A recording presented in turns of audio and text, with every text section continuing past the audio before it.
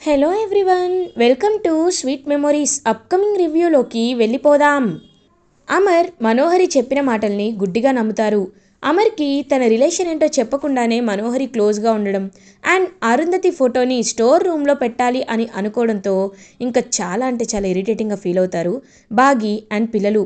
వెంటనే చూడండి ఆంటీ, మీరు ఆ ఫోటోని మాకివ్వండి, మేం మా రూమ్లో పెట్టుకుంటామని అంజు గట్టిగా లాక్కొని వాళ్ళ రూమ్లోకి తీసుకువెళ్ళిపోతారు.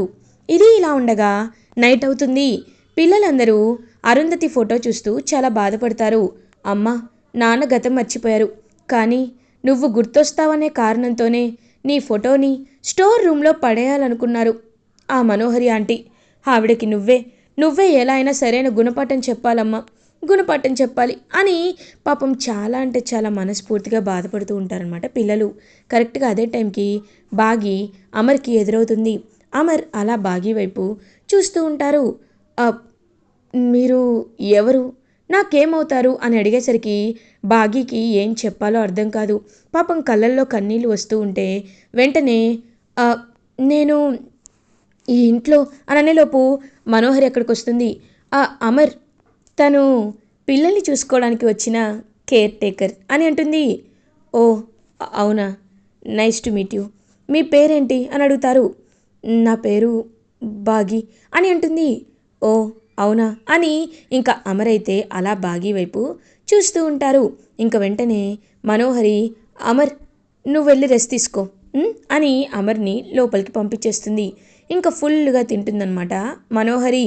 చెంబా, ఇవాళ నా ఆకలికి హద్దే లేదు, పెట్టు చెంబా బాగా అని చెప్పి ఇంకా అలా ఫుల్గా ఫుడ్ తింటుందన్నమాట మనోహరి.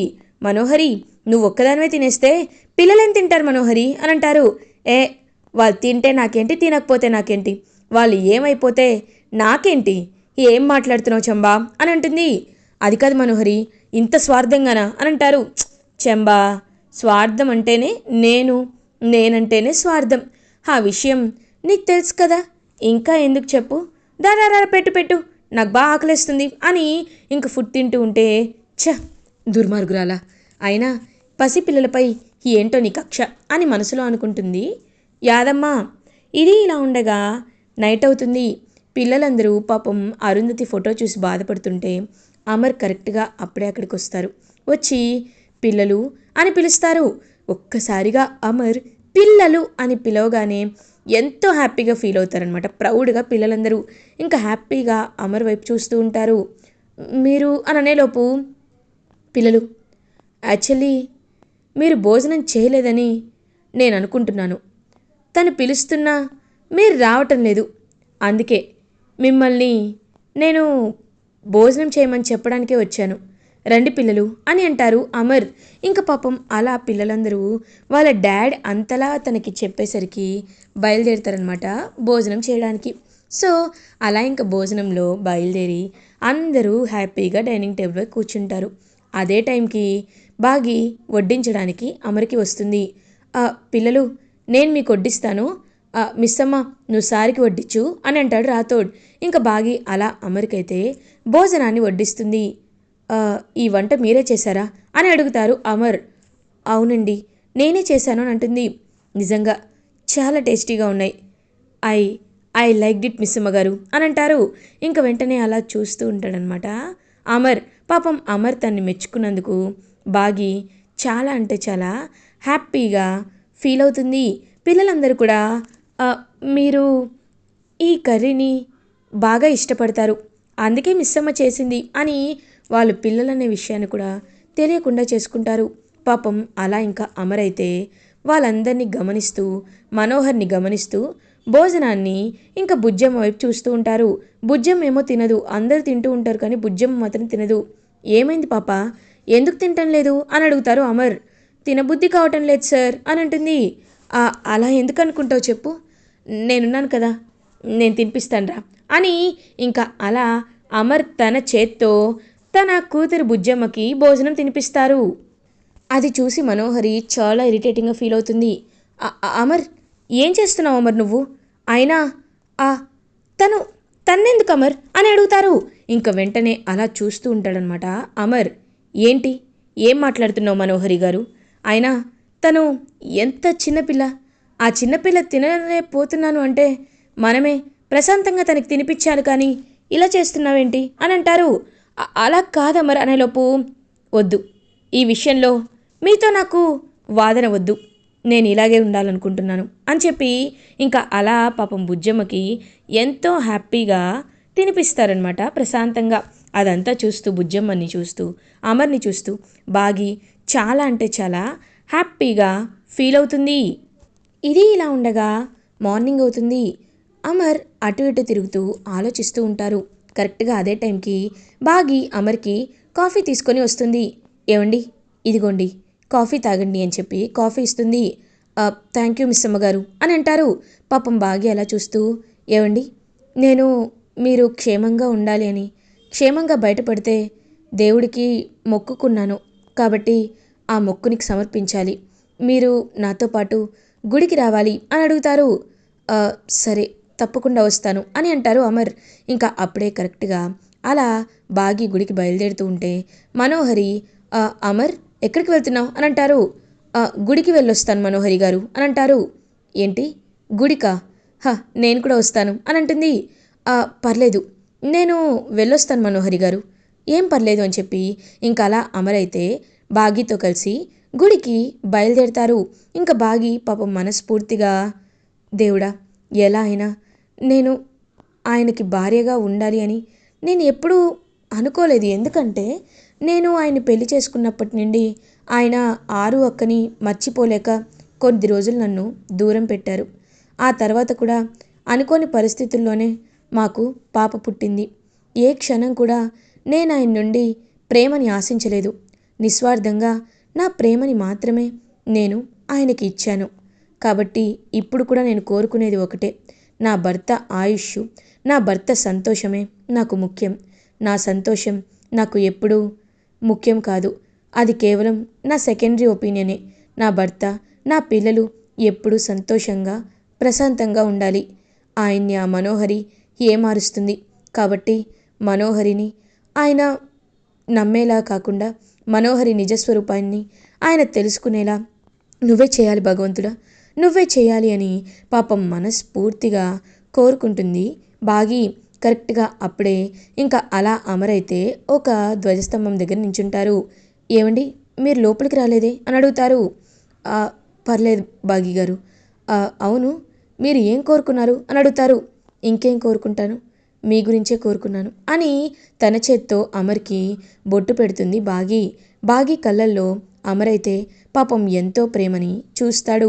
ఇంక వెంటనే అలా అమరైతే ఇంటికైతే బయలుదేరుతారు. బయలుదేరి బాగా ఆలోచిస్తారు. అసలు ఏం జరుగుతుంది నా చుట్టూ, వీళ్ళంతా ఎవరు అని అనుకుంటున్నాను.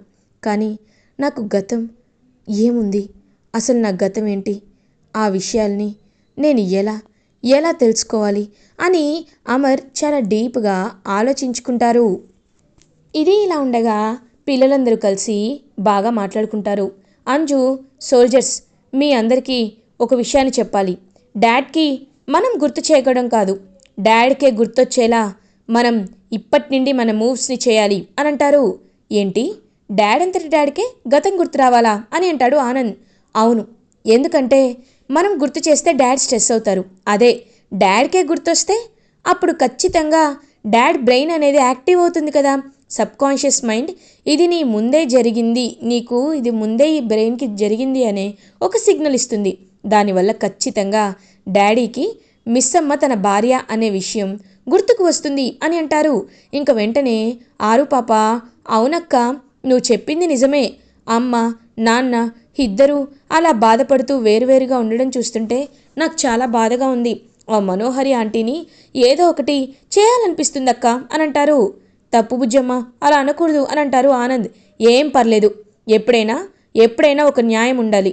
మంచి వాళ్ళకి మంచి చేయాలి, చెడ్డ వాళ్ళకి చెడే చేయాలి. ఈ కలియుగంలో అదే నేర్చుకోవాలని మనం శ్రీకృష్ణుడిది చూసినప్పుడు విన్నాం కదా. కాబట్టి మనోహరి ఆంటీని మనం ఇకపై డాడీ ముందేం చేయకపోయినా ఆ ఆంటీకి రోజు చుక్కలు చూపించాలి. అది మాత్రమే కాదు, డాడ్, మిస్ అమ్మ ఇద్దరూ పెళ్లి చేసుకున్నారని, వాళ్ళిద్దరూ భార్యాభర్తలు అనే విషయాన్ని కూడా ఖచ్చితంగా డాడ్కి తెలిసేలా చేయాలని అంటారు. కానీ ఎలా అని అంటారు. అక్క, నా దగ్గర ఒక ఐడియా ఉంది. ఆ అమ్మది నాన్నది పెళ్లి ఫోటో ఉందా అని అడుగుతారు. ఎందుకు లేదు, ఉంది మా బుజ్జమ్మ అని అంటారు. "ఆ, అయితే ఆ పెళ్లి ఫోటోని డాడీకి కనిపించేలా చేద్దాం. అప్పుడు నాన్న నాకు ఆల్రెడీ మిస్ అమ్మతో పెళ్ళయింది కదా, మరి ఎందుకు నువ్వు నాటకాలు వేస్తున్నావు మనోహరి అని మనోహరి ఆంటీని తిడతారు" అని అంటారు. Wow, super idea Bujjamma. నిజమే, డాడ్కి మిస్ అమ్మతో పెళ్ళయిందని తెలిస్తేనే మనోహరి ఆంటీని అబద్ధం చెప్పింది అని అసహించుకుంటారు. మనోహరి ఆంటీ నిజస్వరూపాన్ని తెలుసుకుంటారు అని చెప్పి పిల్లలు గట్టిగా ఫిక్స్ అవుతారు. ఇది ఇలా ఉండగా బాగి వర్క్ చేసుకుంటూ ఉంటే అప్పుడే కరెక్ట్గా మనోహరి బాగి దగ్గరికి వస్తుంది. ఏయ్ బాగి, ఏంటి బాధపడుతున్నావా? నువ్వు ఇలాంటి బాధలు ఇంకా ఇంకా చూడాల్సి వస్తుందిలే బాగి అని అంటుంది. చూడు, నేను నీ విషయంలో ఏమీ మాట్లాడటం లేదంటే అది ఒకటే కారణం. మనిషి కొట్టే దెబ్బ ఒంటికే తెలుస్తుంది, అదే దేవుడు కొట్టే దెబ్బ జీవితానికే తెలుస్తుంది. నీ పాపాలు పండి పండి పండి ఇంకా ఇంకా నీ పాపాల సంఖ్య ఎక్కువైపోతుంది మనోహరి. ఈ సంఖ్యని కరెక్ట్ చేయడానికి ఏదో ఒక రూపంలో దేవుడు నీకు తగిన శాస్తిని జరిపిస్తాడు. ఆ రోజు కోసం నేను ఎదురు చూస్తూ ఉంటాను అని అంటారు. ఏంటో బాగి, నువ్వు హారుద్దతి ఇద్దరు దేవుడి విషయంలో మాత్రం ఒకేలా మాట్లాడతారే. అన్ని భారాలు దేవుడి పైన వేస్తారు, అందుకే మీకే అన్ని కష్టాలు అని చెప్పి మనోహరి అక్కడి నుండి వెళ్ళిపోతుంది. ఇంకలా మనోహరి కోపంగా చూస్తూ ఉంటే కరెక్ట్గా అప్పుడే బుజ్జమ్మ అనుకున్న ప్లాన్ ప్రకారమే అమర్ రూమ్లో బాగి అండ్ అమర్ల పెళ్లి ఫోటో అయితే పెడుతుంది. ఇంకా ఆ పెళ్లి ఫోటోనైతే చూస్తారనమాట. అప్పుడే అక్కడికి వచ్చిన అమర్ ఒక్కసారిగా తనకి షాక్లో ఉండిపోతారు. అండ్ బాగీకి తనకి పెళ్ళైన విషయాలైతే లైట్గా గుర్తొస్తూ ఉంటాయి అమర్కి. అండ్ బాగీకి తను శ్రీమంతం జరిపించిన విషయం కానీ, బాగీని తను ఎంతో ప్రేమగా చూసుకున్న విషయాలు కానీ అవన్నీ ఇంకా మెల్లమెల్లగా గుర్తొస్తాయన్నమాట అమర్కి. ఇంకా అలా వెంటనే కుప్పకూలి, అంటే నా నా భార్య భాగమతియా? మరి ఎందుకు తను నా దగ్గర నిజాన్ని దాచిపెడుతుంది? మిస్ అమ్మగా తను ఎందుకు ఉంది అని తెలుసుకొని చాలా అంటే చాలా షాక్లో ఉండిపోతారు అమర్. మరి ఈ విషయాన్ని నాతో ఎందుకు చెప్పలేదు? ఆ మనోహరి ఎందుకు నన్ను తన భర్తగా చెప్పాలనుకుంటుంది అనే విషయాన్ని అడగడానికి బయలుదేరుతాడనమాట మనోహరినే అమర్. కరెక్ట్గా అప్పుడే మనోహరి యాదమ్మ అలియాస్ చెంబాతో మాట్లాడుతూ ఉంటుంది. ఇంకప్పుడే వెళ్ళిన అమర్కైతే ఆ మాటలు వినిపిస్తూ ఉంటాయి. ఏంటి మనోహరి, అబద్ధం చెప్పి ఇప్పుడు అమర్కి దగ్గర అవుతున్నావు. అమర్ గతం మర్చిపోవడాన్ని అడ్వాంటేజ్గా తీసుకొని బాగీని పక్కకి తోసి నువ్వు భార్య అవ్వాలి అనుకుంటున్నావు. ఇప్పుడు మరి నెక్స్ట్ ప్లాన్ ఏంటి అని అంటారు. ఏముంది, అమర్ ఇంకొక 2 రోజుల తర్వాత కాస్త కోలుకుంటాడు. అప్పుడు అమర్కి మన ఇద్దరికి పెళ్ళవుతుంది అమర్, పెళ్లి చేసుకుందాం అని అడుగుతాను. అమర్ ఒక్కసారి నా మెల్లో తాళి కట్టాడంటే ఇంకా ఎవ్వరూ ఏం చేయలేరు. అప్పుడు అమర్ నా సొంతం అవుతాడు, ఆస్తి నా సొంతం అవుతుంది. ఇన్నాళ్ళు అరుంధతిని పైకి పంపించాను, బాగీని పక్కకి తోసి 5 ఏళ్ళు పిల్లలకి తనకి దూరం చేశాను.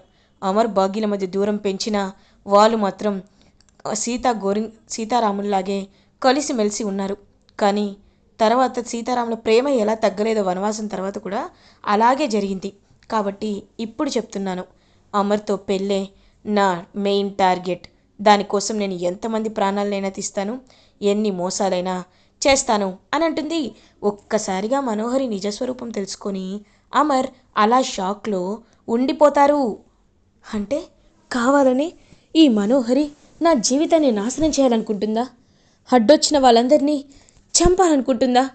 ఇంత ఇంత పెద్ద నిజాన్ని దాచిపెట్టి నా కోసం, కేవలం నా కోసం మాత్రమే పిల్లలు, భాగమతి నిజాన్ని దాచిపెట్టారా అని పాపం అమర్ అయితే ఇంకా చాలా అంటే చాలా షాక్లో ఉండిపోయి ఎలా అయినా మనోహరికి తగిన బుద్ధి చెప్పాలి అని గతం మర్చిపోయినట్లే నటిస్తూ ఉంటాడు అమర్ కావాలనే. అమర్ గేమ్ ఇప్పటి నుండి స్టార్ట్ అవుతుంది. మనోహర్కి ఎలా అమర్ చుక్కలు చూపించబోతున్నాడు అండ్ బాగీకి తెలియకుండా అమర్ ఎలాంటి సర్ప్రైజ్ ఇవ్వబోతున్నాడు అనే విషయాలు తెలుసుకోవాలనుకుంటే మా ఛానల్ని సబ్స్క్రైబ్ చేసుకోండి. ఇలాంటి వీడియోస్ మీరు ముందుగా చూడాలి అనుకుంటే మా ఛానల్ని సబ్స్క్రైబ్ చేసుకోండి. Thanks for watching.